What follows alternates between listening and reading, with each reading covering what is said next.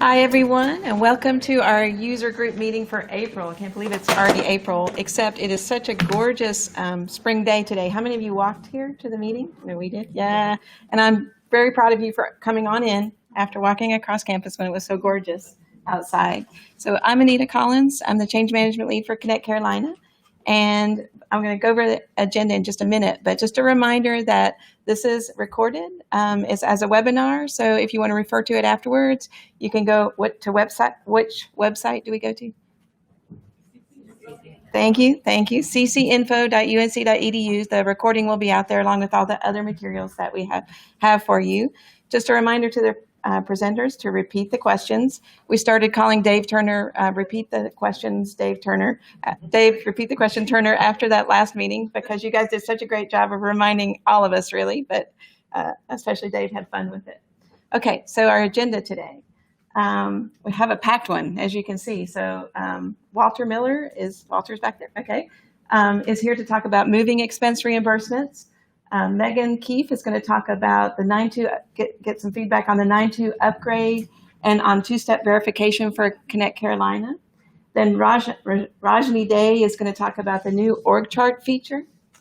Megan's going to come back up to talk about the funding information link, or she's going to do a Q&A on that, and she's going to talk about our most lunches.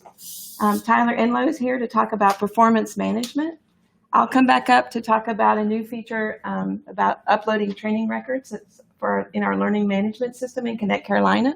And then Ann Sager has some exciting news about an InfoPort link in ConnectCarolina. So at this time, since we got a kind of a packed agenda, I'll turn it over to Walter. Thanks. Good morning. So as you are likely aware, late in 2017, there was a tax reform bill, a very significant tax reform change that was passed by the Congress. And so there are people still studying what all is in that bill. So here we are sitting on the eve of 2017 tax day. So everybody filled out their taxes. Yeah, okay. And we're still trying to figure out all the implications of it. We do know a couple, some of the big rocks that changed. The tax tables changed, and starting with the biweekly paycheck on February 16th, we had those new tax rates implemented. Most people should have seen about 3% come back into their paycheck because of that tax table change. Another big, however, because this was such a big tax reform change, the math changed very significantly. There's something called personal exemptions. Most of us probably don't even realize they were there in 2017, but I encourage you, go look at your 2017 federal form. You'll come down to a number, after your standard deductions or itemized deductions, whichever you happen to be doing. And then that says something about your taxable gross. And then there's a number right under it called personal exemptions. And what that in effect did was reduced your tax-free money. And so then it came below there and said, based off the tax tables, this is what you owe. Well, that personal exemption number went away. No longer exist. So the big headlines have been, oh, okay, standard deductions increased, but nobody was really talking about that number going away. So I encourage everybody to go out to the IRS withholding calculator and check your liability. Make sure you do it now and aren't surprised at the end of the year. Personally, I checked it, and this tax cut ended up being a wash for me, but that's not that's not a tax cut. That's a wash. So go check your liability and make sure. I've actually had some conversations with other people who went back and increased their withholdings based off looking at that calculator, because realizing that their liability actually went up a little bit, even though the tax rates went down. Moving expenses. This. There were two sides of this. An employee could declare that it was tax deductible, and an employer could provide it tax-free. Both sides of that went away starting January 1, 2018. And as the employer, we had to start taxing those reimbursements on any that were reimbursed after January 1, 2018. Now, you may have somebody who was in that weird situation where they moved sometime in December, the paperwork didn't show up till January, so they may be able to declare that it's a deduction.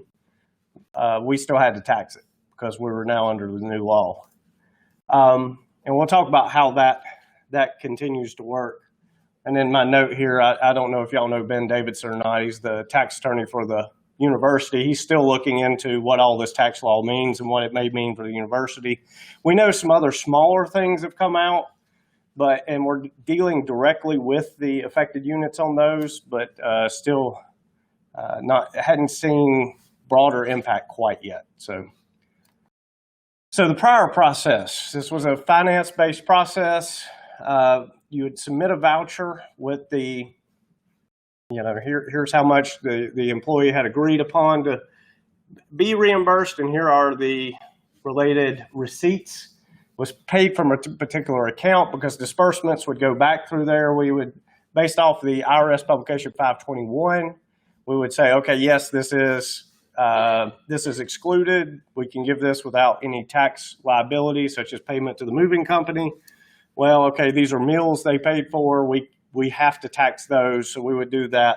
Disbursements would do it. Payroll would review it. That would show up in a paycheck.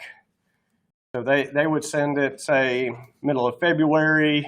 It would show up either on the tax consequences would show up on the March or April paycheck. So that's about a 2-month timing lag.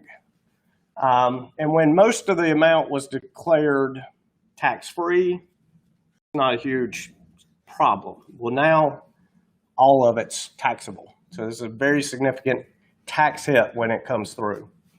We're adding a note here too. It was common practice, or I won't say common practice. There was the practice that direct payments would be made to vendors. United Van Lines could be paid directly on behalf of the employee. So that's one of the things that we're actually looking at, whether or not that can remain, because that payment, even though it's not directly to the employee, is on behalf of the employee and is therefore taxable. So we're trying to figure out if there's the timing of tax liability is a big question, because an IRS principle is that cash payments are immediately taxable. If any of you deal with associated entities, foundations, sometimes there's some fringe benefits that they provide, maybe a car, something like that, use of a car, which payroll receives reporting on towards the end of the year. That's okay because it's a non-cash fringe benefit. Whenever it's cash, immediately liable. One of the interesting ones I was having a conversation with, because the IRS treats gift cards as cash, they're technically immediately liable. So we want to make sure our reporting's in sync there. So university must withhold taxes on this reimbursement payment. So what we're exploring is moving this to an EPAR. We've actually already tested it in TST, and I hope to actually have this, or we'll talk about it more this afternoon, having it in place by May 1. Because you can imagine you're an employee, you received this reimbursement back in the middle of February, and I'm just going to use some round numbers. So person, their standard paycheck would be $5,000. They got $5,000 moving expense. So in February they received a $5,000 reimbursement. Come along to March. They were supposed to get $5,000, which with their normal benefits, check, all that, usually is already going down to like $3,500. The way the tax tables work, so this, it's normally hitting a tax table rate around $60,000. When that extra $5,000 comes in, it's now getting taxed at $120,000.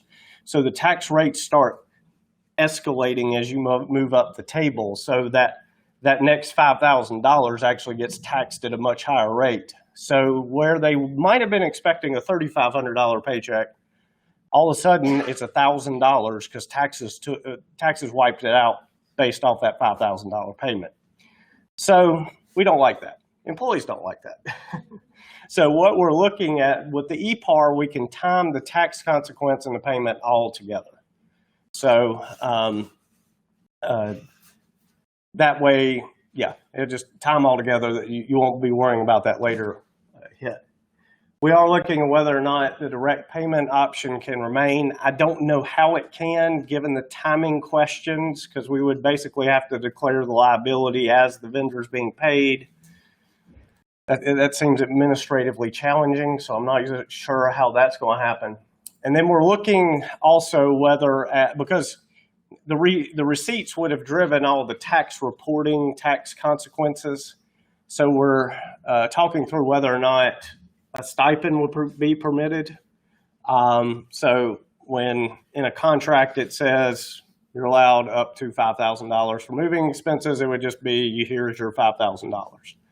Because a couple of questions I'm getting is, well, what about grossing up? What about, we would basically take care of all those kinds of questions. The payment would be made to kind of in lieu of tax and in lieu of this if we can do stipend. If we need to remain with the reimbursement process, then we're really not opening the door to gross up and other issues like that.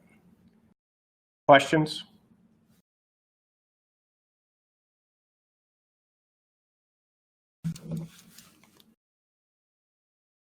Thank you. Thanks, Walter. Good morning, everybody. Good morning. Megan Keith, I'm the team lead for the HR and benefits BAs that support our PeopleSoft system. And I'm going to talk a little bit about our 9.2 upgrade, which was hopefully mostly seamless for the folks in this room and on the webinar. So our upgrade happened just about 4 weeks ago. Primarily a technical upgrade, meaning that we didn't implement a lot of new functionality in the system, but we're hoping that now that we are up and running on the new version, we will be able to take advantage of some of those new features and new functions in the future. So there's a lot, even though it was pretty seamless for you guys, I hope, there was a lot of work behind this upgrade. Over 60 people from various groups participated in the transition weekend.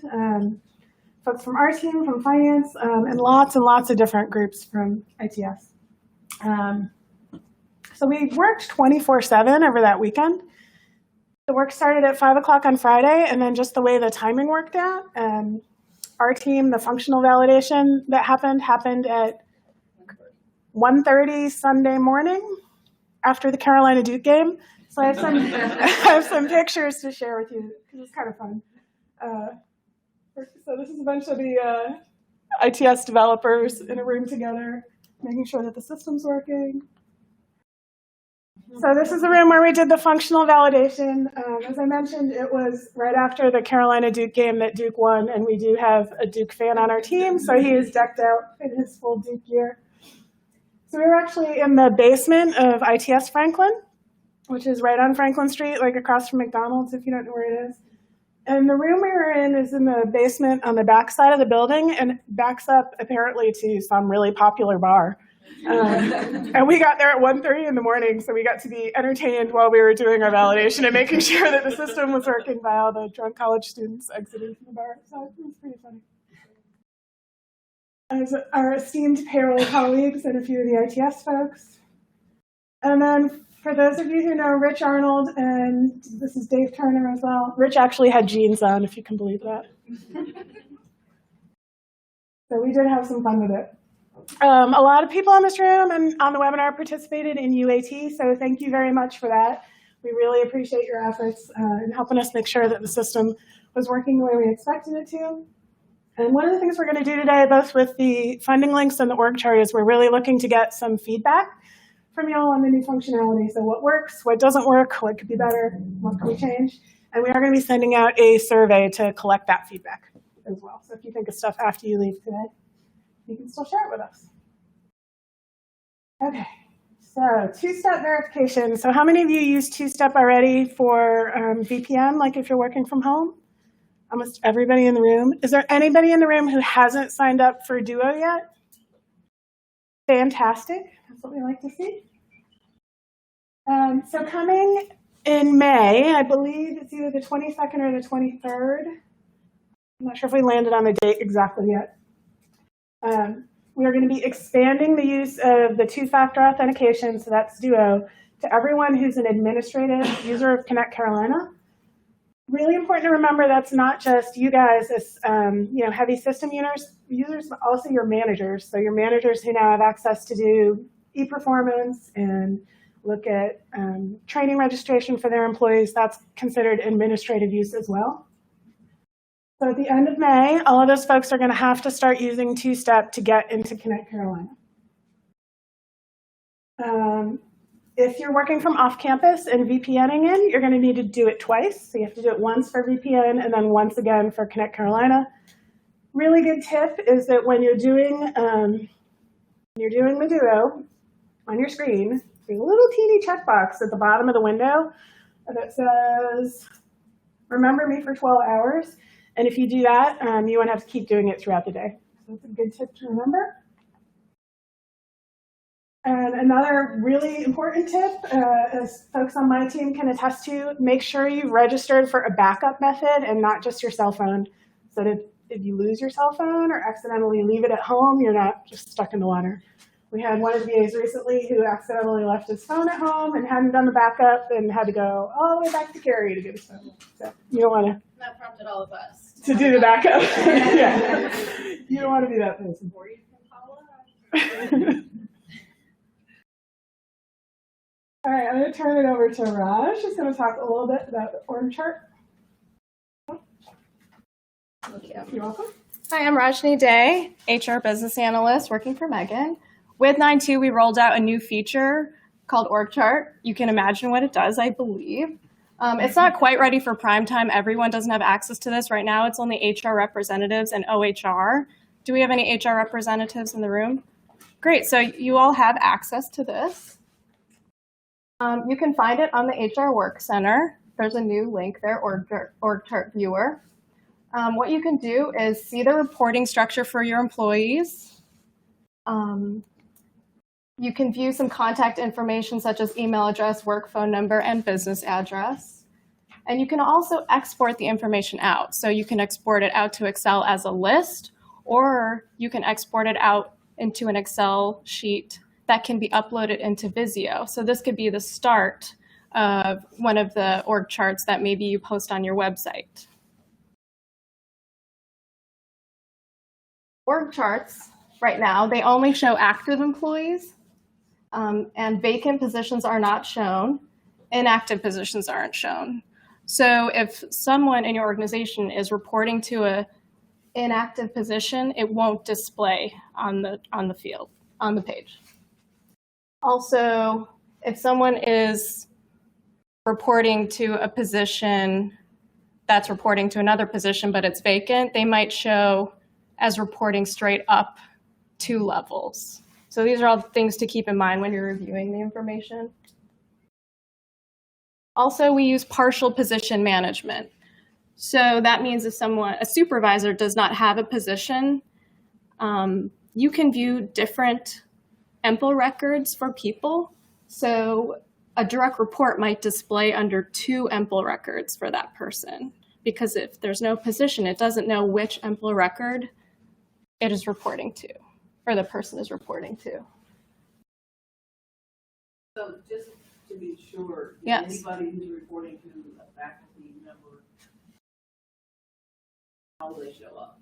So currently, they will show as reporting to each EMPL record of that faculty member if they have more than one. And so this is another reason why maybe this isn't ready for prime time yet. We're still working out what settings we want to display. We've already had discussions about, do we only show primary job? Do we not show adjunct faculty? But right now, with this initial rollout, you're going to see every single EMPL record of a person and every person they report to currently. Does that make sense? Well, faculty don't have position. I'm just trying to figure, faculty don't have position. So in that case, you would, on the job record, you put that person's supervisor, their EMPL ID on the job record as the reports to, if people don't have positions, right? Can you just repeat what you were answering? Oh, I'm sorry. So faculty, we had a question. Faculty members do not have positions, so how will this kind of display? And for faculty members, their EMPL ID is put on the employee's job record, and that's how the reporting relationship is defined in that situation. Another thing to keep in mind, we kind of turned on this feature straight from the box out of the software. So right now it does not display preferred name. You'll see legal name on the org charts, and you'll see the job code description. You will not see the working title for UNC at the moment. And a batch process runs nightly. So let's say an ePart executes on Monday. You'll see the changes to the org chart display on Tuesday. And in ConnectCarolina, we do support System Office for several features, but right now, only UNC Chapel Hill employees are going to be displayed in the org chart. So I'm just going to walk through the org chart and kind of what it looks like. There's a new link, like I mentioned, on the HR Work Center. You can click on those little arrows to kind of give you more space. We found that that's useful when looking at the org chart. Up top, you might see company directory, and that's sort of out of the box. That's how it came. But this is not your company directory. You'd still use directory.unc.edu to see all that information. So you can sort of ignore that. There's an advanced search capability. So right now, it will just display name. But if you click on advanced search, you can search for a lot of other attributes, such as location, department, etc. If you click the My Org Chart button, then that'll set you as the focus, and then you can sort of work from there and move, to your peers or move to your manager. Or you can search by name. We're going to search for Andrew Treenson. And when you search, it pulls up the org chart here. It shows all the peers, the manager, and direct reports for Andrew. I've heard some feedback, well, I want to see everybody in that division. Well, that's not how it displays here. You'd have to export it out to Excel to see everyone. There's not a whole lot of room on the screen, so if you have lots of people, it might crowd it up. So right now we're focused on Andrew, but let's say we wanted to focus on William to see William's direct reports. You could click on the org chart icon, and it'll flip it over to sort of William's point of view.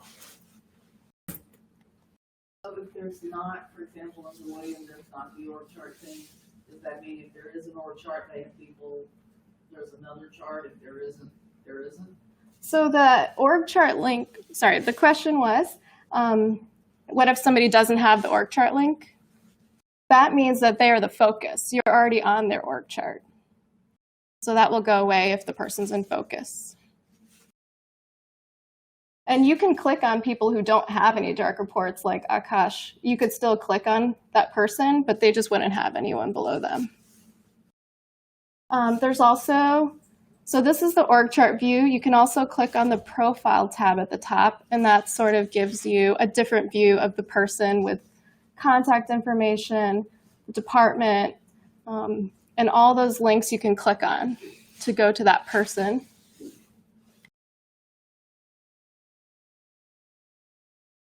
You can also view this information as a list if that's easier to look at. It's all the same information. And up at the top right, you'll see the Excel icon. Yes, we have a question? Of the org chart, did you click on Joanne, since she's the manager? Yeah. It only show her direct reports and not their direct reports. Actually, in this example, Well, no, on the org chart page. so in this scenario, you're looking at William. Right. Oh, repeat the question, sorry. We had a question here. If you're looking at Joanne, the manager, are you going to see their indirect reports? So the direct reports of the direct reports. Yeah. So if you click on Joanne, they're the focus. You're going to see their manager, Joanne's peers, and Joanne's direct reports. You would have to click on the direct report to view them. Yes, question. Is there a way to remove the peers to where you just want to see the person of focus and their direct reports, not necessarily their peers? Question is, can we remove the peers when you're looking at the org chart? And this is an interesting point. So in the setup, that is an option. So when you search for someone, hey, maybe you only want to see managers, the person direct reports. We have it set up right now to see peers, so you can move back and forth. But if we get enough feedback like that, we could change the setup so that only peers display.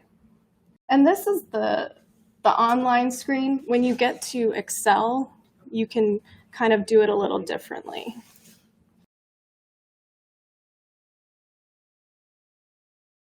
So when you click on that, there's going to be two options to export. Excel is going to give you a list. And then if you click the other option, it's going to put it into a format that you can upload into Visio.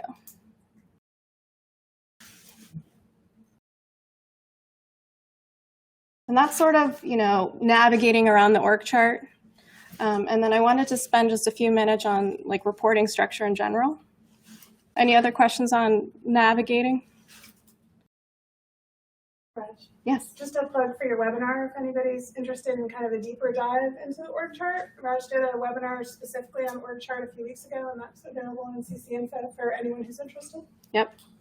And the next few slides are also available. There's a new section under HR Rep in the CC Info website that Change Management created. So it's a good resource.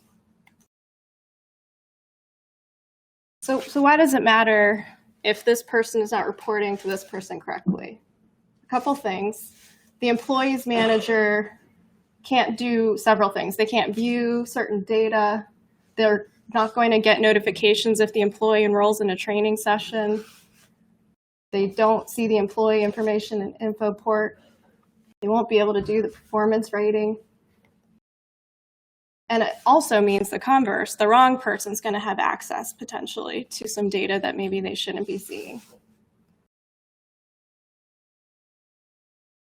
If it's incorrect also, that employee might not be even displaying on the org chart. So let's say the reporting structure is in a loop, not attached to the org chart. They might not be displaying at all. This information also feeds to Microsoft Outlook. You can see reporting structures in Outlook.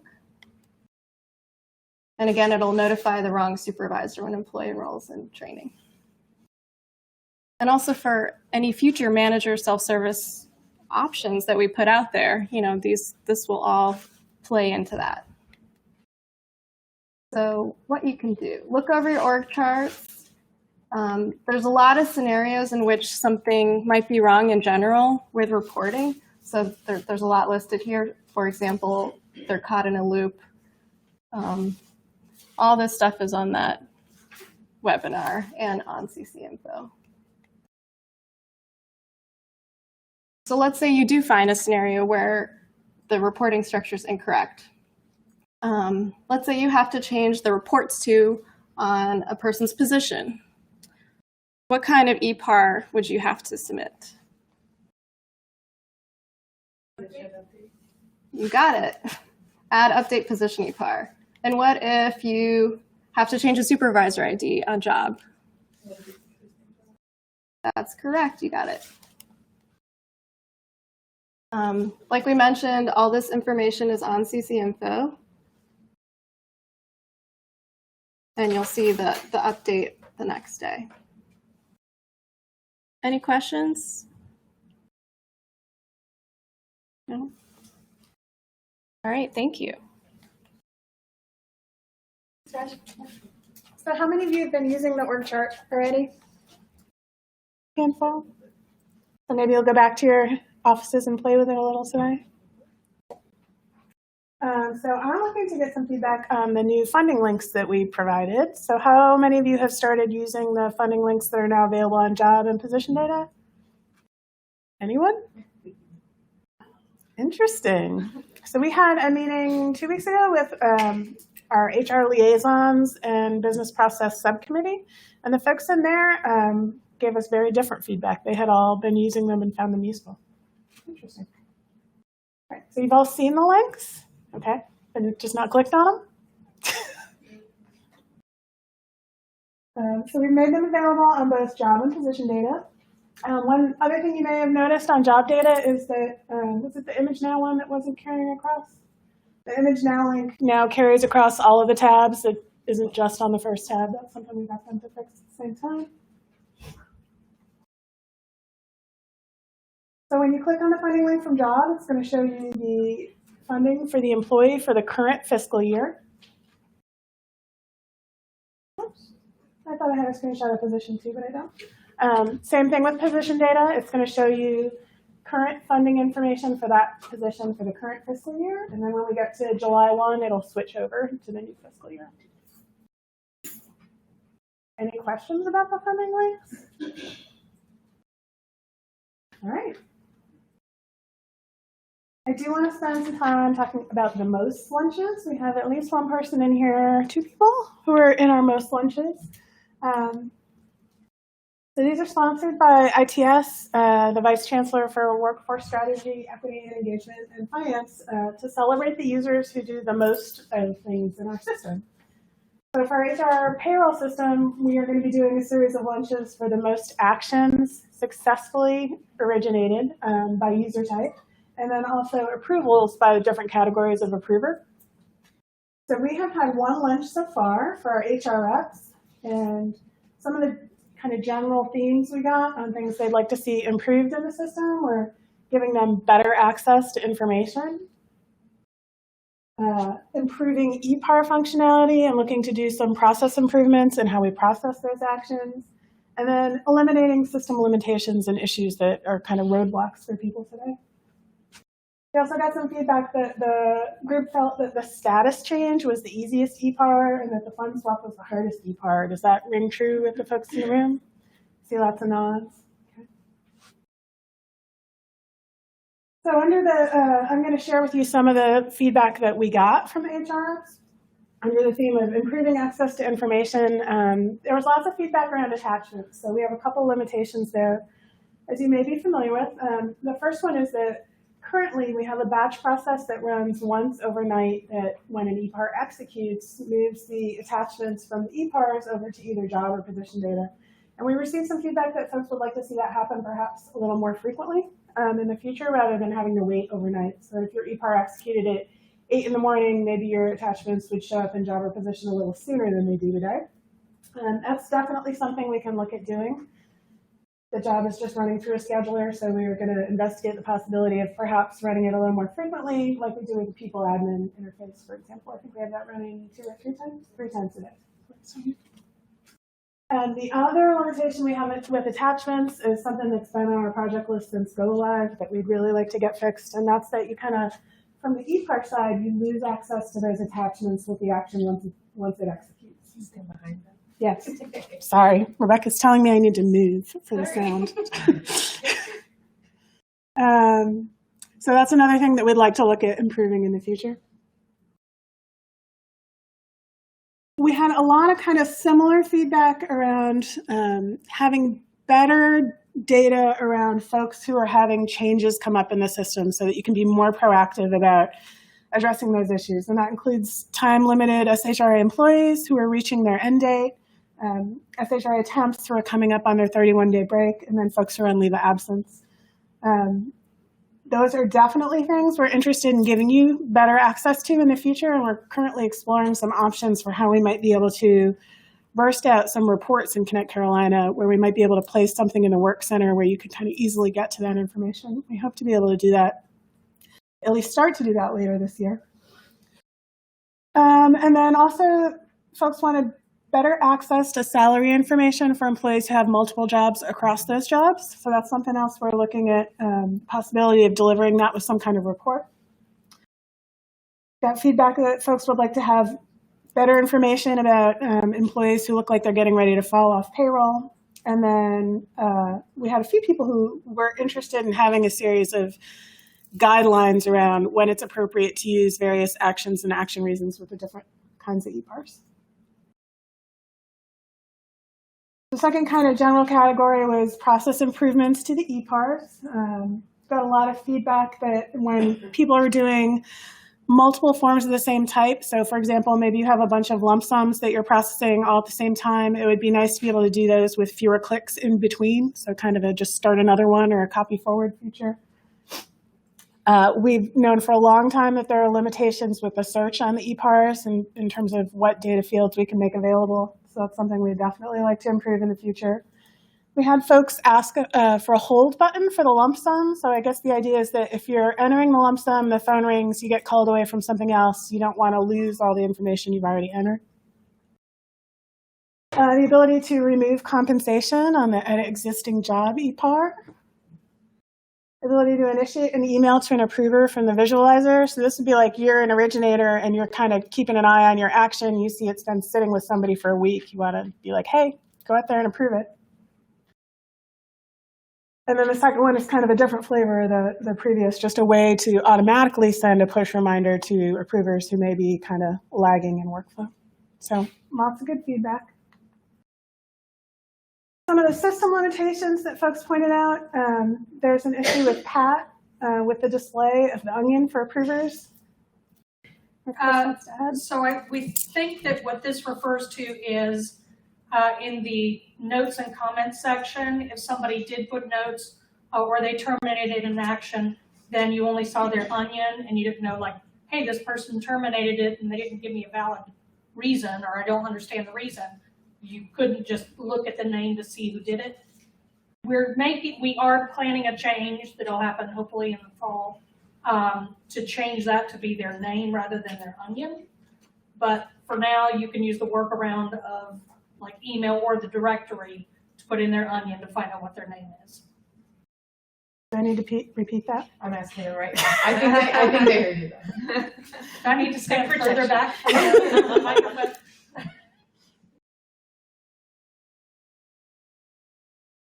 You're good? Okay, thank you. Nobody said anything. Good job, Chris. Obviously, our SHRA position descriptions are currently paper. We don't have them in the system, so that's something that causes everybody, I think, who has to deal with them a lot of pain. Work study salary ranges. This is another one that I'm hopeful that we can fix relatively easily. We need to just reach out to the financial aid office and see if we can work with them to get those ranges updated so that they're in sync with what's in the JobX system. We got some feedback that on the hire form, people would rather have to select reg temp rather than having it default in, that they felt that they would be less likely to have it get incorrect that way. We did hear a lot of feedback about issues with how data gets from ConnectCarolina into TIM, and then how students have problems, especially when they have multiple jobs, with figuring out how to enter their time in TIM. We'll be sure to pass that along to our colleagues in ITS. And then Corey confirmed for me that we do still have the ePAR issue with backing out of comp on position, where it can make it so that when you're adding a new position and then you back it out, nobody else on campus can create a position. But I think we've socialized it so well that we haven't had it happen in quite some time. And the box to include or not include funding is unchecked. So yes, so Corey reminded me that we changed the box from checked to unchecked so that it's defaulting in your favor now. All right, so that's lots of good feedback. I would love to hear when we send out the survey, like which of those things, if any of them really resonate with you, you would kind of like to see move forward in the system. So any questions? Great, I'm going to turn it over to Tyler. I think my voice projects well enough. I can probably stand from anywhere in here. So it's beautiful out, right? Sun's longer out in the day. It's getting warmer. So it's everybody's favorite time, performance management. I am Tyler Inlow. I'm a senior employee and management relations consultant in the Office of Human Resources. I also serve as one of the university's performance management coordinators. So we're going to talk through two things today. We're going to talk through three things: the end of the cycle, the beginning of the next cycle, and then a pilot program we're running. I give you all a sneak peek at what's going to be changing. So first thing, the end of the last cycle, so 2017, 2018, that just ended when? Saturday. And the new system, the new one began on Sunday. That April 1st on a Sunday kind of throws it off. So in the previous cycle, we are now in the evaluation period. which ends the end of this month. Okay? So during this process, the supervisor should be giving the paper appraisal and the employee competency assessment forms to the employee. The one change that's happening from this cycle, from the last few cycles we've had, is an employee must be employed with the state for at least 6 months to receive an annual appraisal. If an employee has not been here 6 months, then what you are going to do is a probationary review, okay? Which means you're not giving ratings. You're going to write up overall comments about how they're above or below expectations, and then give a general write-up of how they're meeting expectations. Does that make sense? Good. You have, like I said, until April 30th to enter those ratings into ConnectCarolina. It will be the exact same as we did last year, okay? Overall rating, overall ECA. It's in one form. Those forms were created on Thursday with the help of Raj and Corey Mims in the back.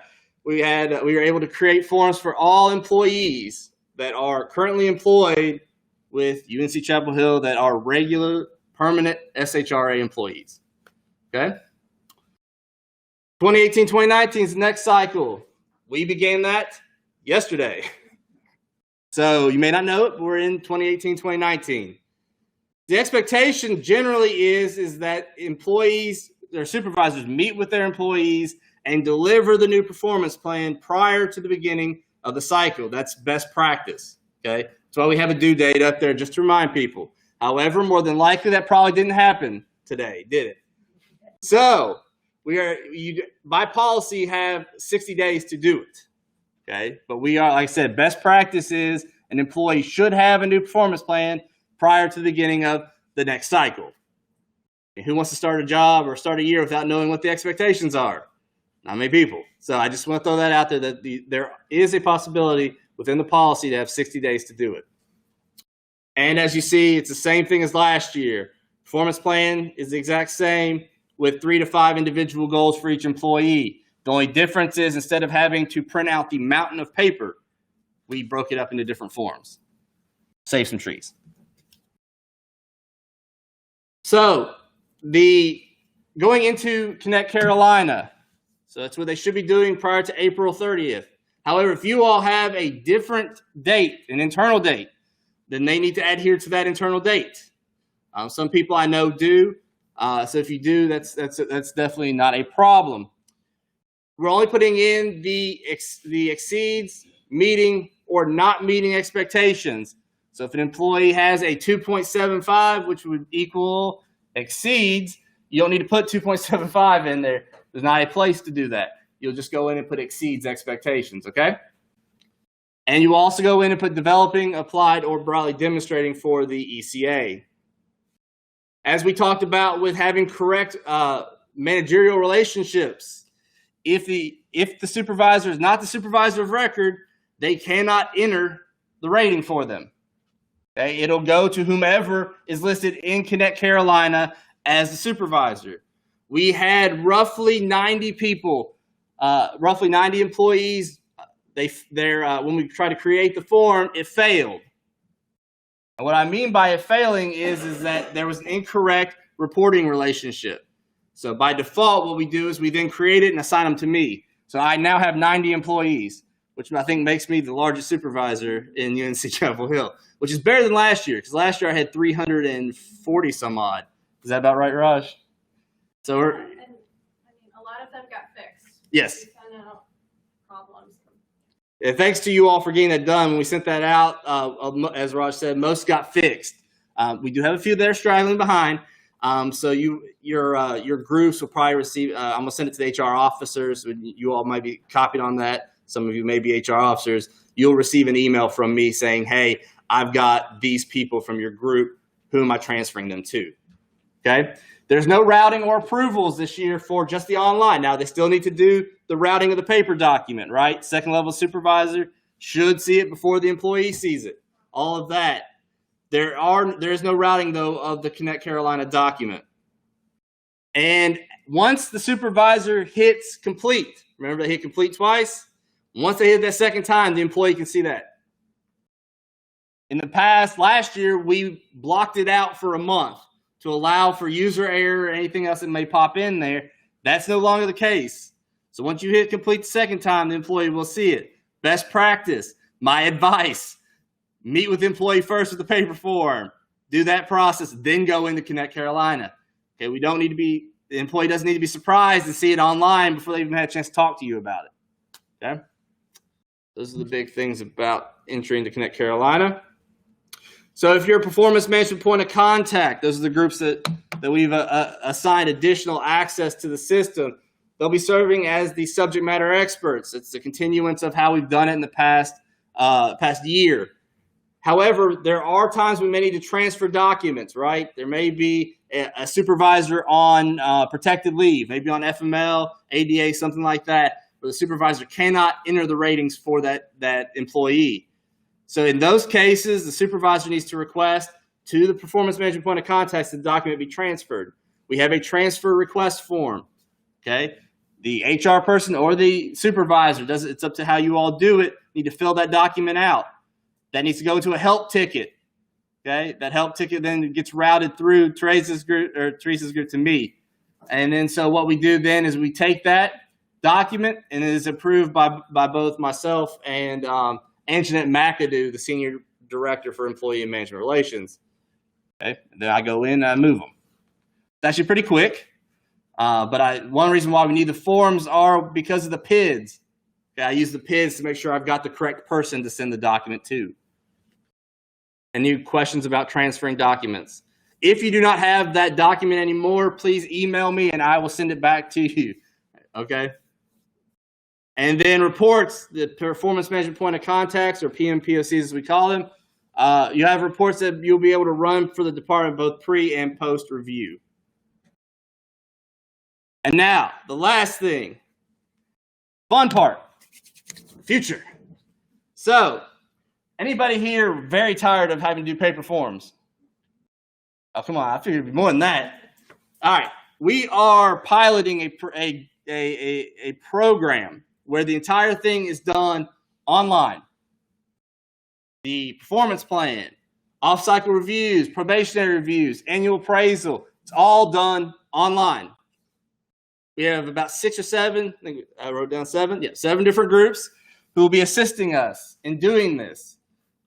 We went across various parts of campus. We've got some from School of Medicine, some from facilities, even change management's joining us. Anita's group, some groups within ITS, and all workforce strategy is going to be doing it. So what we are looking to do is we are looking to get feedback on the process. How's it going? What's it look like? Those type of things. What can we do differently? We're also hosting feedback sessions and other things that we will be going through the process. But it's a really intriguing time. I'm very excited to do this. I know campus has been yearning for something that is not from archaic structures. So we're hoping this goes well. Any questions about that? Yes. When can we expect to see an email to campus regarding performance management? Can we be more specific about what parts of performance management, what email are we looking? Maybe in just a second. Yeah. There have been communications that we sent out to HR officers to send out. One of the reasons we found that was because an all employee list, and I'm doing that with air quotes, is non-reliable. We're not able to see all the employees at the university. So you're not going to see something directly either from me or directly from an OHR web address. What you will get is you'll get something hopefully from your HR officers and have received that. If you're part of the pilot group, there was a separate email as well that went out from your HR officer. You answered it. Oh, perfect. Yep. We felt it was easier to do it that way because you all in your groups, you know the employees within your group. I may not. You may have new employees coming in that you can get information to. I may not. So we felt that was a better way. It also helped get the information to the HR officers and HR users quicker so that you all could see what's coming out before it goes out to everyone. So hopefully it was a better way of delivering it. Any other questions? Awesome. Thank you.